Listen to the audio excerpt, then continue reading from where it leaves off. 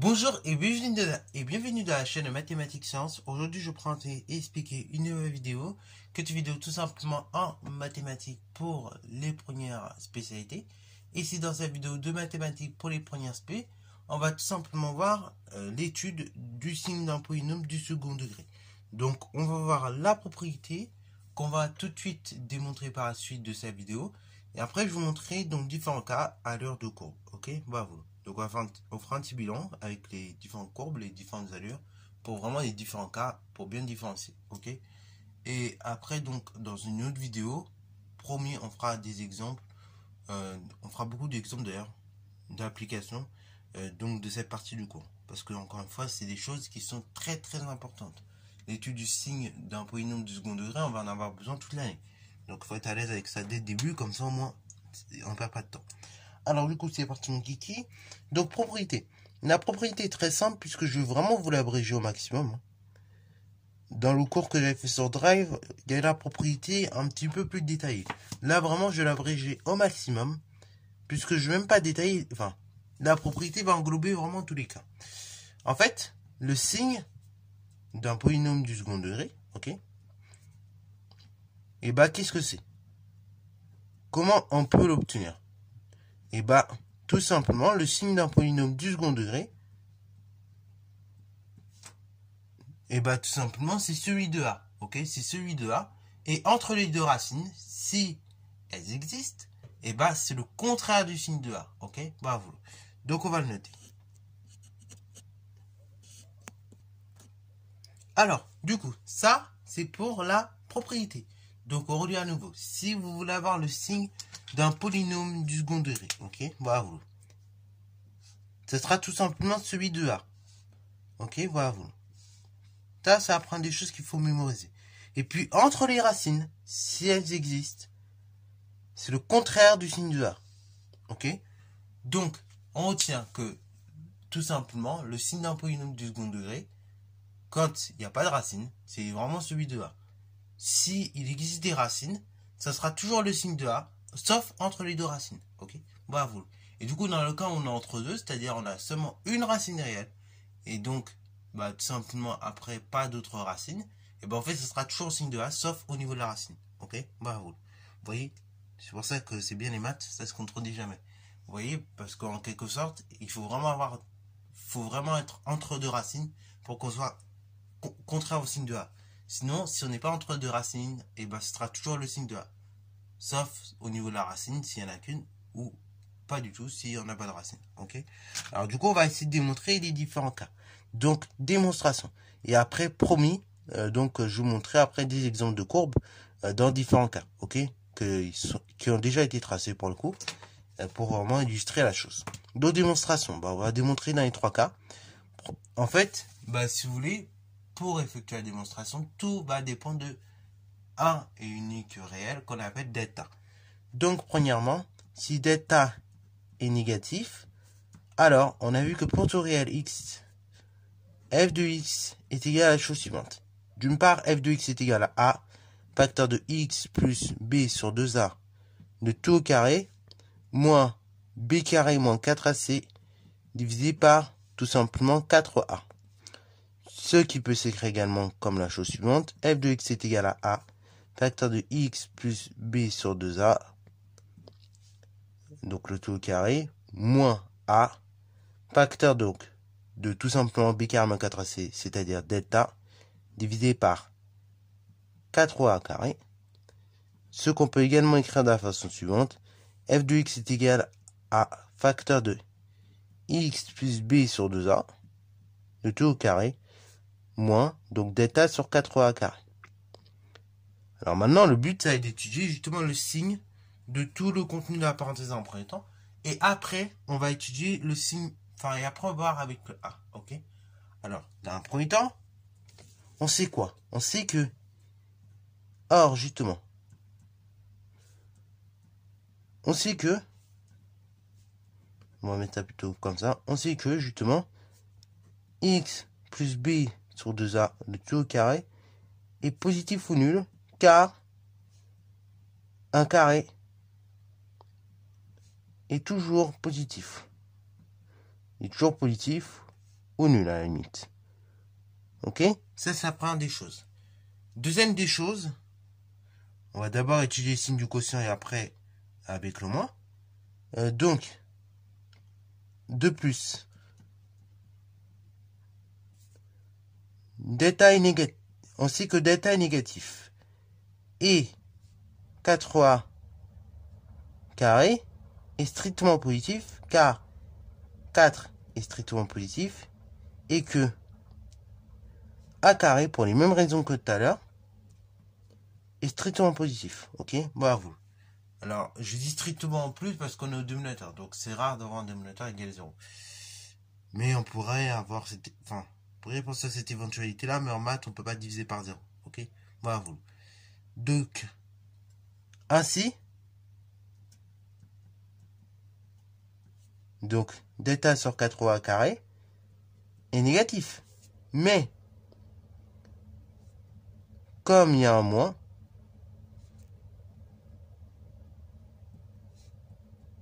alors,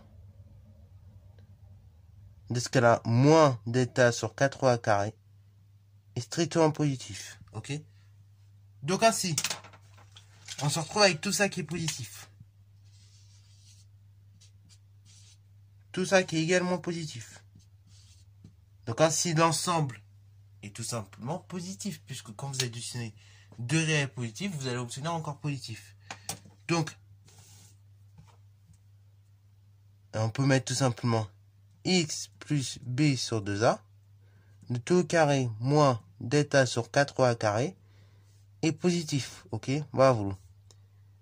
Ainsi, comme il s'agit d'un produit, tout l'ensemble là étant positif, et ben le signe de tout le produit ne va dépendre que de A. Ok? Puisque là, tout l'ensemble est positif. Donc là, ce qui peut faire varier le signe du produit, c'est vraiment notre réel A. Si notre réel A est positif, ça est bon, le produit reste positif. Et si notre réel B, enfin notre réel A, pardon, est négatif, bah le produit devient négatif. Ok? Vous voyez le délire? Donc ainsi, le signe ne dépend que de A. Ok? Donc ça, c'est vraiment dans le cas où tout simplement delta est strictement donc négatif. Ok? Alors maintenant, voyons dans le cas où delta est strictement nul. Ok? Donc si delta égale à 0. Ok? Alors bah, si delta égale à 0, là on a vu alors que f de x s'écrit comme a facteur de x moins b sur 2a, le tout carré, donc comme ceci, voilà, voulu. Ça apprend des choses en premier temps. Alors bon, ça c'est ce que nous avons vu. Alors derrière cette expression, on peut la réduire un petit peu. Ça fait que f de x égale également à a facteur de x plus b sur 2a, le tout au carré. Ok? Ça c'est ce que nous avons vu. Alors là, qu'est-ce qu'on sait? Également, ici on a un carré. On a une présence d'un carré. Qui par conséquent peut être soit positif ou soit nul. Donc ainsi. Or, on sait que justement, et bah, ceci est positif, x plus b sur 2a, il est toujours positif, ou nul. Ok, ça apprend des choses. Et, justement, ceci, donc ceci est positif ou nul. Et donc, toutes ces parenthèses, x plus b sur 2a égale 0, si et seulement si, et bah x égale x0. Ok, bravo. Sinon ici, donc on peut mettre une égalité stricte en réalité, et bah on peut mettre que ceci est vrai pour tout réel x différent de x0. Ok, donc on sait que x plus b sur 2a le tout au carré est strictement donc positif, et ce pour tous les réels x différents de x0. Ok, donc différent de moins b sur 2a, je le rappelle. Et justement, le seul cas où c'est égal à 0, ce sera tout simplement si notre réel x vaut x0, ok? Voilà. Ainsi, tout le contenu de la parenthèse, en quelque sorte, sera toujours positif, sauf en x0 où ça s'annule. Donc, ainsi, vous comprenez bien, comme il s'agit d'un produit à nouveau, et le signe ne dépendra plus que de là. Donc, on peut noter le signe de f ne dépend que de A, sauf en x0, ou tout simplement, donc tout le contenu de la parenthèse s'annule, ou x plus b sur 2a s'annule. Alors là, pareil, pourquoi je dis c'est en x0 que ça s'annule parfaitement? Parce que je rappelle, x0 c'est moins b divisé par 2a, on peut le rappeler. Donc x0, quelque part je note, c'est moins b sur 2a. Ok, quand vous faites moins b sur 2a plus b sur 2a, vous vous rendez bien compte, ça fait 0. Ok, bravo. Alors, dans le cas où delta est positif, donc si delta est strictement supérieur à 0, alors notre fonction f s'écrit de la façon suivante, f de x égale a facteur de x moins x1 facteur de x moins x2. Ok, bravo. Alors, de ce fait, là, on voit qu'on a un produit de facteurs. On va utiliser son signe. Qu'est-ce qu'on fait? Tableau de signe. Ok, tableau de signe. Et donc, on va résoudre tout simplement chacun des termes égale 0. Donc, A, est-ce qu'il peut valoir 0? Non. A ici, bien évidemment, il est différent de 0. Après, donc, x moins x1 égale à 0, pour le coup, c'est possible. Cela équivaut donc à x égale x1. Après, x moins x2 égale à 0, est-ce que c'est possible? Oui, ça équivaut à x égale x2. Voilà, ça apprend des choses. Deuxième des choses, ici, vous êtes en présence de fonctions infinies. De coefficient a égale 1. Donc, ça veut dire que avant x1, donc avant la racine, c'est le contraire de a, donc négatif. Et après la racine, c'est positif. Et de même, ici, avant la racine, donc x2, c'est négatif. Et après la racine x2, c'est positif. Donc, on va noter ça. Donc, on va pas inscrire A tout de suite, vous allez comprendre tout de suite pourquoi. Parce que ça va un peu nous embrouiller. Par contre, on va inscrire le reste. C'est-à-dire, donc, tout simplement, le reste des valeurs, quoi, qui nous intéressent. Donc, x moins x1. Après, on avait dit x moins x2. Après, on avait dit donc la chose suivante. On avait dit tout simplement x1, moins x1, facteur de x moins x2. Ok. Et enfin, donc, comme je l'avais dit, a facteur de x moins x1, facteur de x moins x2. Ok. Voilà. Je finis d'inscrire mes valeurs. Maintenant, donc, je vais tout simplement mettre mes bornes, moins l'infini plus l'infini. Et comme en seconde, j'ai étudié le signe tranquillement. Ok. Donc là, il n'y a rien de nouveau, entre guillemets, dans la démonstration. On refait vraiment que des trucs de seconde. Donc là, on a dit ici, A il vaut 1 qui est strictement supérieur à 0. Et de même, ici, A égale 1 qui est strictement supérieur à 0. Ok. Ainsi, donc, on a dit x moins x1, il s'annule en x1 et x moins x2, il s'annule en x2. Jusque-là, on est d'accord. Ok. Alors, du coup, ici, ça s'annule. Enfin, x moins x1, il s'annule en x1. Juste ici, avant, c'est négatif. Et après, on n'a que du positif. Après, x moins x2, il s'annule lorsque, tout simplement, x vaut x2. Donc ici, avant, c'est négatif. Et après, c'est positif. Maintenant, je complète la ligne du produit. Donc là, le produit s'annule si x il vaut x1 ou si x il vaut x2. Et après, je complète avec la règle des signes. Moins par moins. Plus par moins. Moins. Et après, plus par plus. Plus. Ok.